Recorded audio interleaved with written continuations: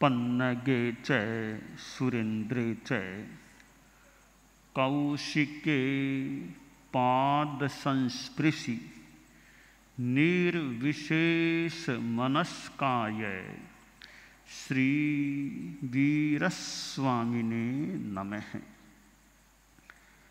भगवती सूत्र के 14वें शतक और 7वें उद्देशक में कहा गया है, अत्थिणम भन्ते अणुत्तरोव वा इया देवा, अणुत्तरोव वा इया देवा, हंता अत्थि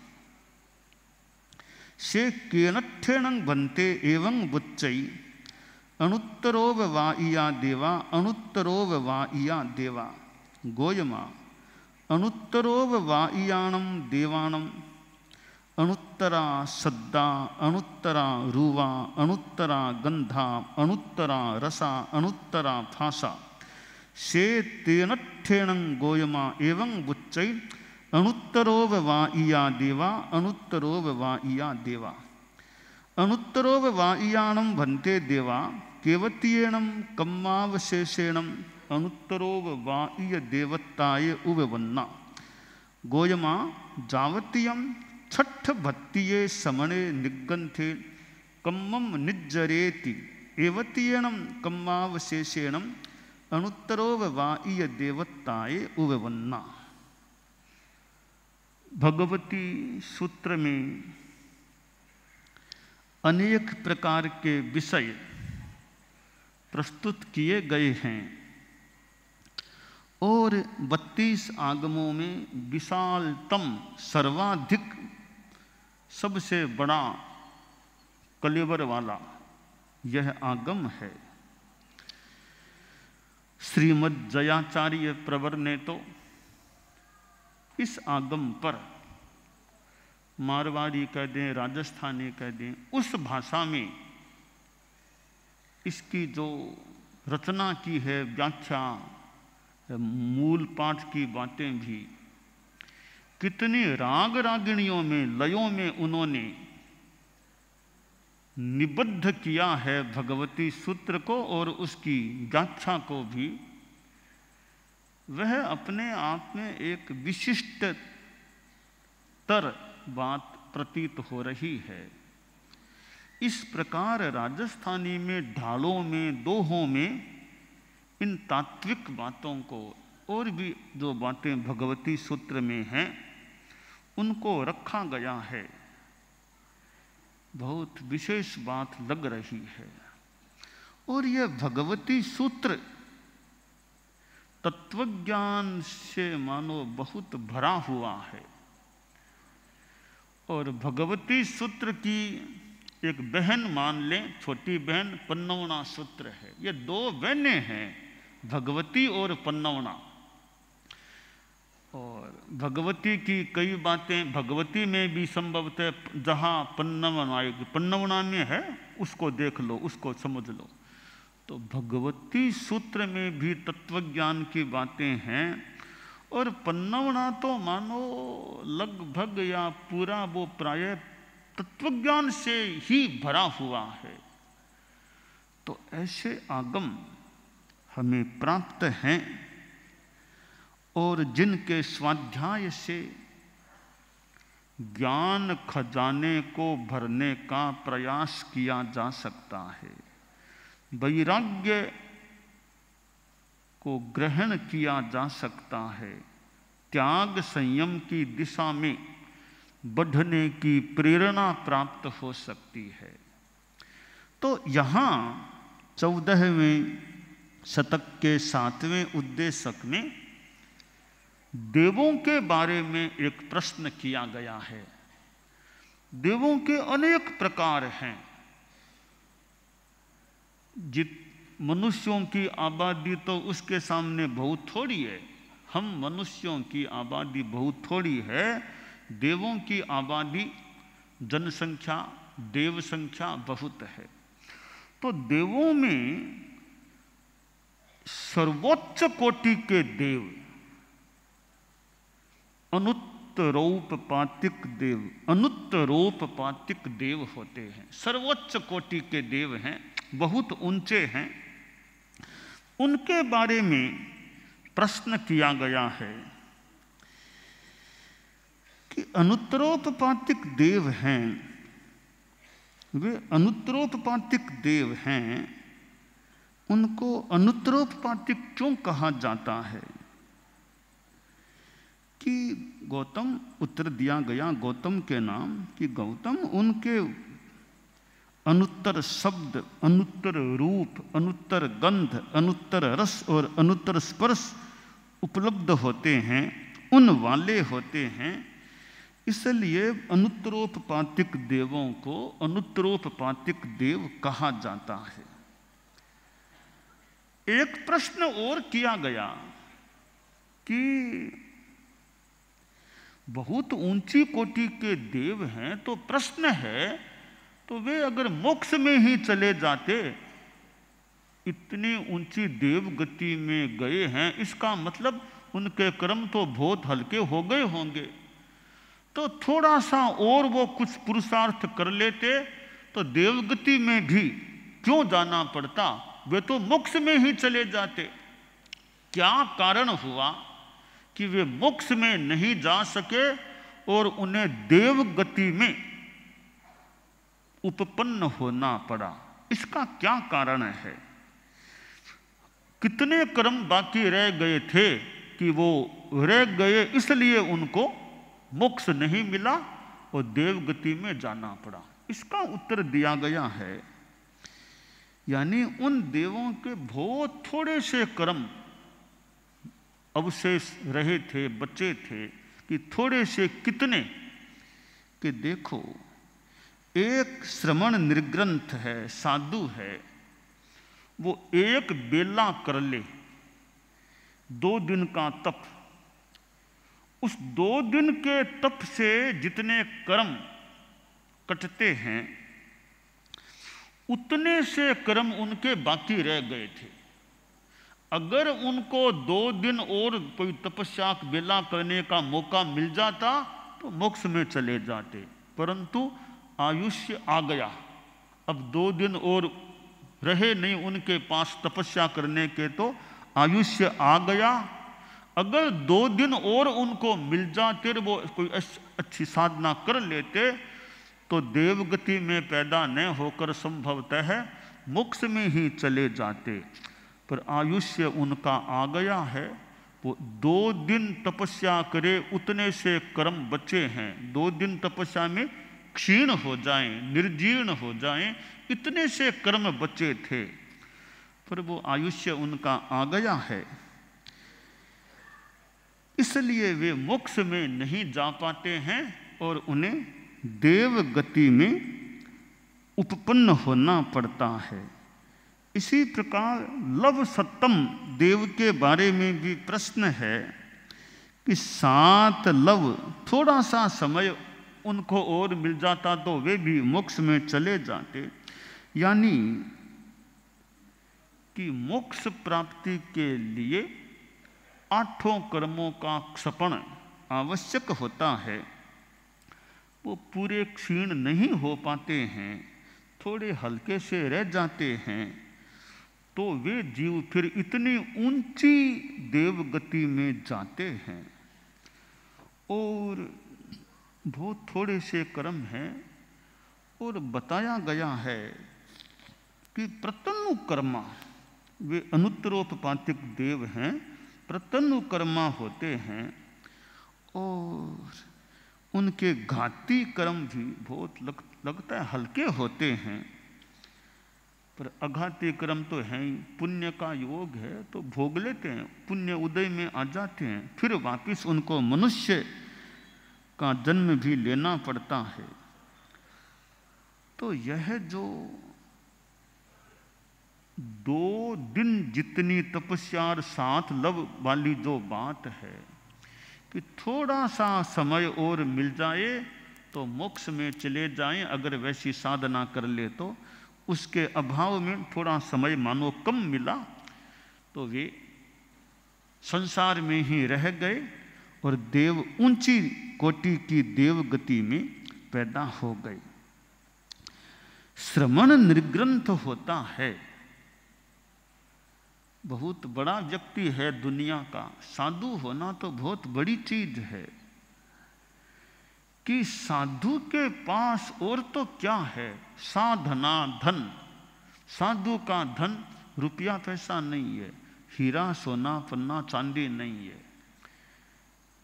वो धन तो गृहस्थों के पास मान लो हो सकता है, अगर वास्तव में जो विधि विधान हमारे यहाँ है साधु का, उसका पालन हो तो साधु का अपना कोई ऐसा रुपया पैसा सोना चांदी वाला जो अग्राह्य अकल्पनीय धन है वो नहीं होता। पर यह तपस्या साधना संवर यह ऐसा धन है कि वो महाधनी होते हैं। इस धन के सामने ये आप गृहस्थों के पास जो धन होता है वो ना कुछ सा है, ना चीज सा है। इतना छोटा धन है वह तो कि कोई करोड़ों रुपयों के हीरे ला करके रख दे कि देखो हमारे पास करोड़ों के हीरे पड़े हैं। उन हीरों से साधु का जो साधना का महाव्रतों के रूप में जो हीरे हैं उनकी तुलना में वे टिक ही नहीं सकते। जो आपके हीरे होते हैं वो साधु के 5 महाव्रतों के हीरों के सामने तुलना के लिए टिक ही नहीं सकते। सुनवाई करने के भी मानो विशेष लायक नहीं है कि साधु के महाव्रतों के सामने उनका क्या महत्व है। इसलिए अनुत्तरोपपातिक देव के बारे में भगवती सूत्र में कहा गया है कि साधु ने मानो बहुत साधना हो गई है, अब एक बेला कर सके इतना सा समय और मिल जाता तो मोक्ष में चला जाता। वो नहीं मिला तो फिर उच्च कोटि की अनुत्तरोपपातिक देव के रूप में उस स्थिति को प्राप्त करना पड़ा। तो यह साधुता है। ठीक है, बड़ा सौभाग्य हो तो कोई साधुपन का मौका मिले, उस क्षयोपम भाग्य के बिना साधुपना नहीं मिल सकता। और कई बार साधुपना मिल भी जाए तो वापिस चला जाता है। साधुपना आदमी पाल नहीं सकता, छोड़ देता है। तो साधुपना प्राप्त हो जाए, अच्छी तरह अपना पाल ले, जिंदगी भर अच्छी तरह साधुपने का आराधन कर ले तो जीवन तो धन्य धन्य हो गया, कृतकृत्य हो गया। तो हमें इस बात पर विचार यदा कदा करते रहना चाहिए कि मेरे पास वो धर्म की संपत्ति कितनी है, धन की संपत्ति कितनी है। वो तो आप अपना अकाउंट सब कर लें, हिसाब किताब देख लें किसके पास कितनी है, वो तो आप कर सकते हैं। फिर वो संपत्ति बहुत खास दमदार नहीं है। साधना की दृष्टि से धर्म की संपत्ति किसके पास कितनी है वो अकाउंट, वो चिंतन भी कभी कभी करना चाहिए कि वो मेरे पास कितनी संपत्ति है। खैर साधुओं की बात छोड़ दें, आप लोग गृहस्थ हैं, साधु सारे न भी बन सके तो गृहस्थ जीवन में भी वो धर्म की संपत्ति कैसे बढ़ती रहे। जैसे आप लोग बैंक में आपके संपत्ति है, ब्याज आता है, वो संपत्ति बढ़ती जाती है।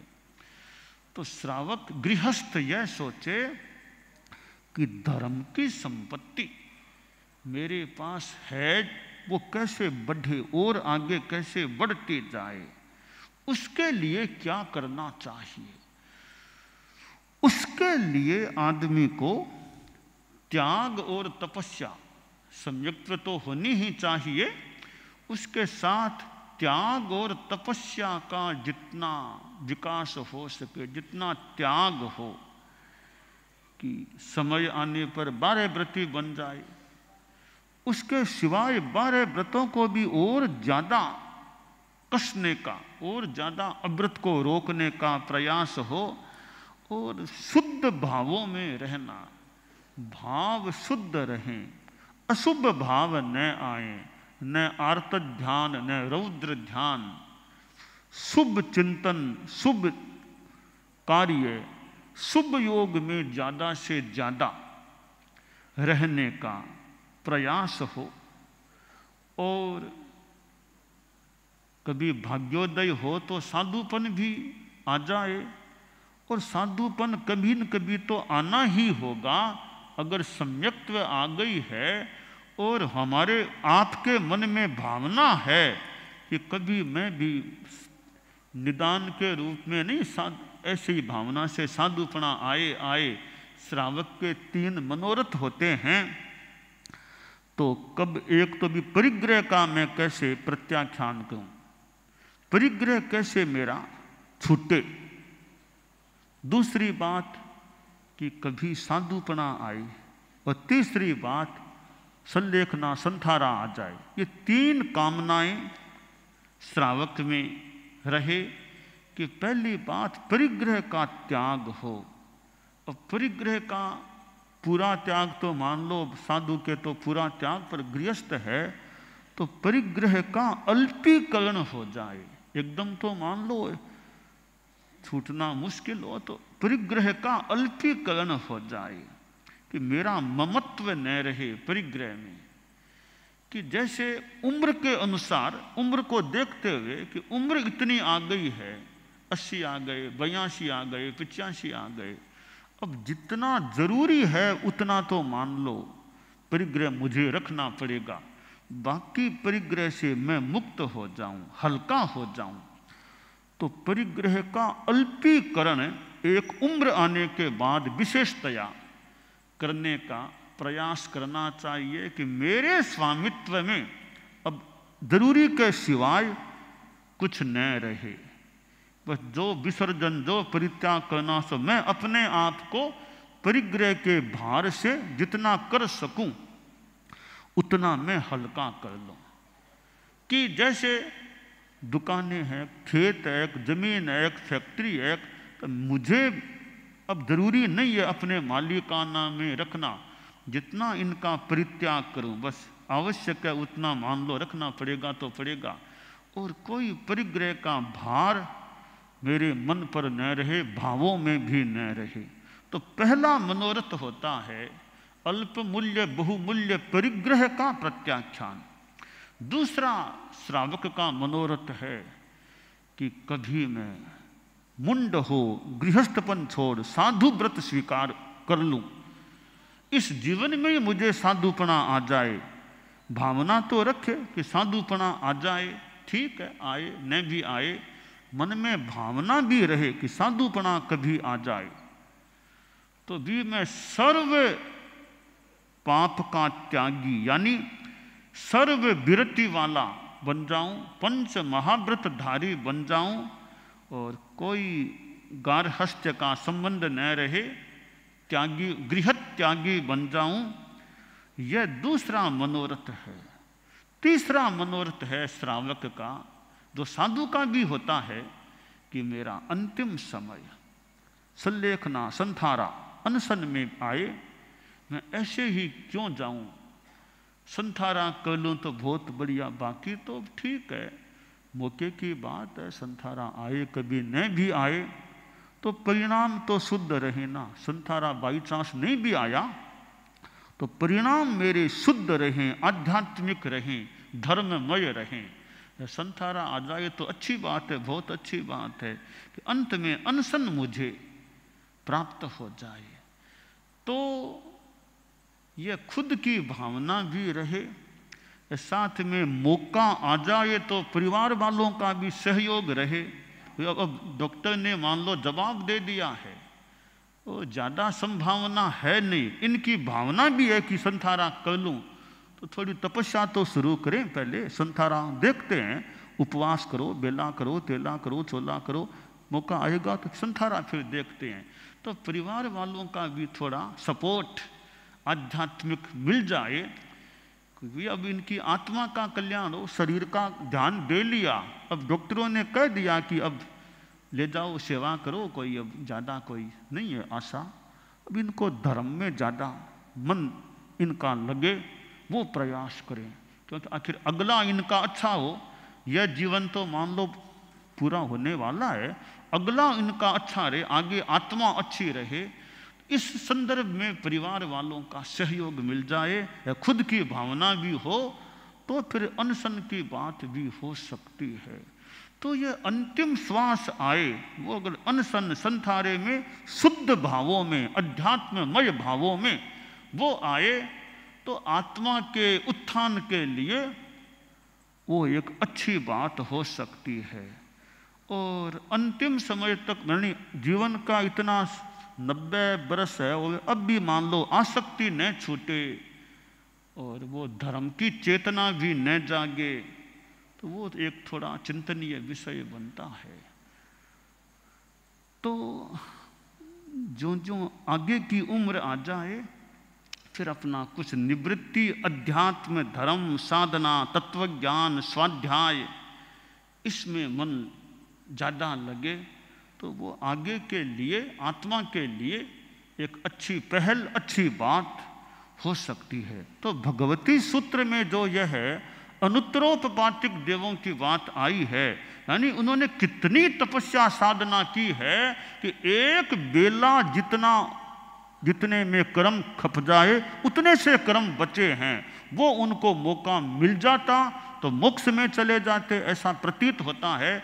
वो मौका नहीं मिला, आयुष्य आ गया, इसलिए वे अनुत्तरोपपातिक देव के रूप में उपपन्न हो जाते हैं। तो यूँ हम अपनी आत्मा को धर्म में ज़्यादा नियोजित करने का प्रयास करें, यह हमारे लिए श्रेयस्कर हो सकता है।